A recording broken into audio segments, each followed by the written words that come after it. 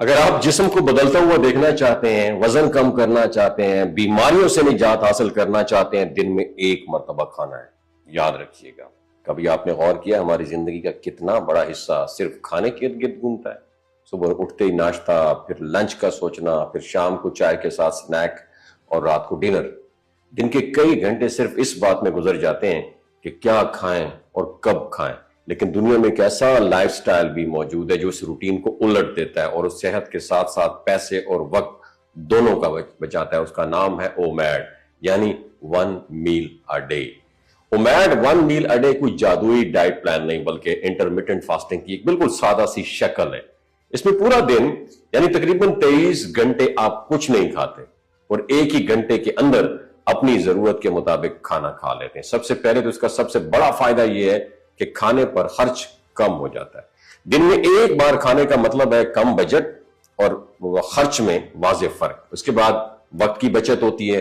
ناشتے، دوپہر کے کھانے، سنیک اور ڈنر کے پلان کے لیے جو وقت لگتا ہے ڈیفینیٹلی وہ سارا وقت بچ جاتا ہے۔ آپ زیادہ فوکسڈ اور پروڈکٹیو ہو جاتے ہیں۔ تیسری بڑی چیز ہے ڈائجسٹو سسٹم کی امپرومنٹ۔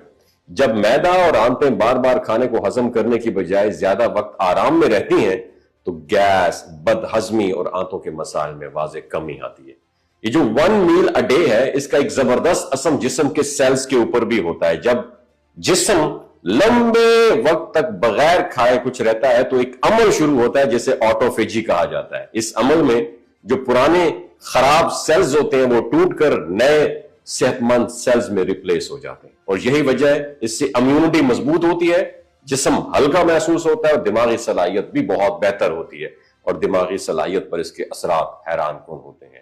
شوگر لیول کے اتار چڑھاؤ کے بغیر موڈ بہت متوازن رہتا ہے، سوچنے، سمجھنے اور فیصلہ کرنے کی صلاحیت میں بھی اضافہ ہوتا ہے اور فوکسڈ بہتر ہوتا ہے انسان کا۔ کچھ لوگ اس کو میموری بہتر کرنے اور ڈائمینشیا سے بچاؤ کے لیے بھی مدد سمجھتے ہیں، اور بہت سے لوگوں کو ڈر ہوتا ہے کہ روزانہ ایک بار کھانے سے مسلز ویک ہو جائیں گے، لیکن حقیقت یہ ہے یہ جسم کو ایسے انداز میں ایڈجسٹ کرتا ہے کہ مسلز کی کوالٹی بہتر ہو سکتی ہے، بشرطے کہ مناسب مقدار میں پروٹین لیا جائے، ہلکی پھلکی ایکسرسائز بھی ساتھ کی جائے، اور وقت کے ساتھ جب جسم گلوکوز کے بجائے اپنی جمع شدہ چربی جو ہے اس کو فیول کے طور پر استعمال کرنا شروع کرتا ہے تو بھوک اور کھانے کی ڈیمانڈ کم ہو جاتی ہے۔ اور شروع کے کچھ دن تھوڑے مشکل ضرور لگ سکتے ہیں، جیسے ہی جسم اس نئے انداز سے ایڈجسٹ ہوتا ہے بھوک اور کمزوری کی کیفیت بھی کم ہو جاتی ہے۔ بلڈ پریشر اور شوگر کے مسائل میں بھی بہت بہتری آتی ہے، کیونکہ یہ انسولین کے